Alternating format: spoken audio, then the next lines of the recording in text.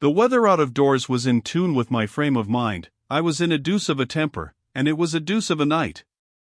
A keen northeast wind, warranted to take the skin right off you, was playing catch-who-catch-can with intermittent gusts of blinding rain. Since it was not fit for a dog to walk, none of your cabs for me, nothing would serve but pedestrian exercise. So I had it. I went down Park Lane, and the wind and rain went with me, also thoughts of Dora Grayling. What a bounder I had been, and was. If there is anything in worse taste than to book a lady for a dance, and then to leave her in the lurch, I should like to know what that thing is. When found, it ought to be made a note of. If any man of my acquaintance allowed himself to be guilty of such a felony in the first degree, I should cut him. I wished someone would try to cut me. I should like to see him at it. It was all Marjorie's fault, everything. Past, present, and to come. I had known that girl when she was in long frocks. I had, at that period of our acquaintance, pretty recently got out of them, when she was advanced to short ones, and when, once more, she returned to long. And all that time, well, I was nearly persuaded that the whole of the time I had loved her. If I had not mentioned it, it was because I had suffered my affection, like the worm, to lie hidden in the bud, or whatever it is the fellow says. At any rate, I was perfectly positive that if I had had the faintest notion that she would ever seriously consider such a man as Lessingham, I should have loved her long ago. Lessingham!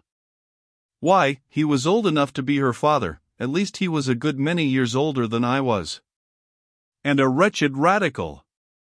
It is true that on certain points I, also, am what some people would call a radical, but not a radical of the kind he is. Thank heaven, no. No doubt I have admired traits in his character, until I learnt this thing of him. I am even prepared to admit that he is a man of ability, in his way. Which is, emphatically, not mine. But to think of him in connection with such a girl as Marjorie Linden, preposterous. Why, the man's as dry as a stick, drier. And cold as an iceberg. Nothing but a politician, absolutely. He a lover, how I could fancy such a stroke of humor setting all the benches in a roar. Both by education, and by nature, he was incapable of even playing such a part. As for being the thing, absurd. If you were to sink a shaft from the crown of his head to the soles of his feet, you would find inside him nothing but the dry bones of parties and of politics. What my Marjorie, if everyone had his own, she is mine, and, in that sense, she always will be mine. What my Marjorie could see in such a dry as dust, out of which even to construct the rudiments of a husband was beyond my fathoming. Such like agreeable reflections were fit company for the wind and the wet, so they bore me company all down the lane. I crossed at the corner, going round the hospital towards the square. This brought me to the abiding place of Paul the Apostle. Like the idiot I was, I went out into the middle of the street, and stood a while in the mud to curse him and his house. On the whole, when one considers that that is the kind of man I can be, it is, perhaps, not surprising that Marjorie disdained me. May your following, I cried, it is an absolute fact that the words were shouted, both in the house and out of it, no longer regard you as a leader. May your party follow after other gods. May your political aspirations wither, and your speeches be listened to by empty benches. May the speaker persistently and strenuously refuse to allow you to catch his eye, and, at the next election, may your constituency reject you. Jehoram, what's that? I might well ask. Until that moment I had appeared to be the only lunatic at large, either outside the house or in it, but, on a sudden, a second lunatic came on the scene, and that with a vengeance. A window was crashed open from within, the one over the front door, and someone came plunging through it on to the top of the portico. That it was a case of intended suicide I made sure, and I began to be in hopes that I was about to witness the suicide of Paul. But I was not so assured of the intention when the individual in question began to scramble down the pillar of the porch in the most extraordinary fashion I ever witnessed. I was not even convinced of a suicidal purpose when he came tumbling down, and lay sprawling in the mud at my feet.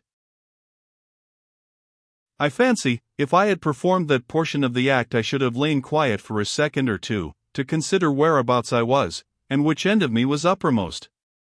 But there was no nonsense of that sort about that singularly agile stranger. If he was not made of India rubber, he ought to have been. So to speak, before he was down he was up. It was all I could do to grab at him before he was off like a rocket. Such a figure as he presented is seldom seen, at least, in the streets of London.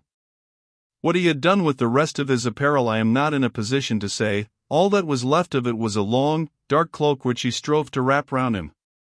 Save for that, and mud, he was bare as the palm of my hand. Yet it was his face that held me. In my time I have seen strange expressions on men's faces, but never before one such as I saw on his. He looked like a man might look who, after living a life of undiluted crime, at last finds himself face to face with the devil. It was not the look of a madman, far from it, it was something worse. It was the expression on the man's countenance, as much as anything else, which made me behave as I did. I said something to him, some nonsense, I know not what. He regarded me with a silence which was supernatural. I spoke to him again, not a word issued from those rigid lips, there was not a tremor of those awful eyes which I was tolerably convinced saw something which I had never seen, or ever should. Then I took my hand from off his shoulder, and let him go. I know not why, I did. He had remained as motionless as a statue while I held him. Indeed, for any evidence of life he gave, he might have been a statue, but, when my grasp was loosed, how he ran! He had turned the corner and was out of sight before I could say, "How do?" It was only then, when he had gone, and I had realized the extra double express flash of lightning rate at which he had taken his departure, that it occurred to me of what an extremely sensible act I had been guilty in letting him go at all. Here was an individual who had been committing burglary, or something very like it, in the house of a budding cabinet minister, and who had tumbled plump into my arms, so that all I had to do was to call a policeman and get him caught, and all that I had done was something of a totally different kind. "You're a nice type of an ideal citizen." I was addressing myself. A first-chop specimen of a low-down idiot, to connive at the escape of the robber who's been robbing Paul. Since you've let the villain go, the least you can do is to leave a card on the apostle, and inquire how he's feeling. I went to Lessingham's front door and knocked. I knocked once, I knocked twice, I knocked thrice, and the third time, I give you my word, I made the echoes ring, but still there was not a soul that answered.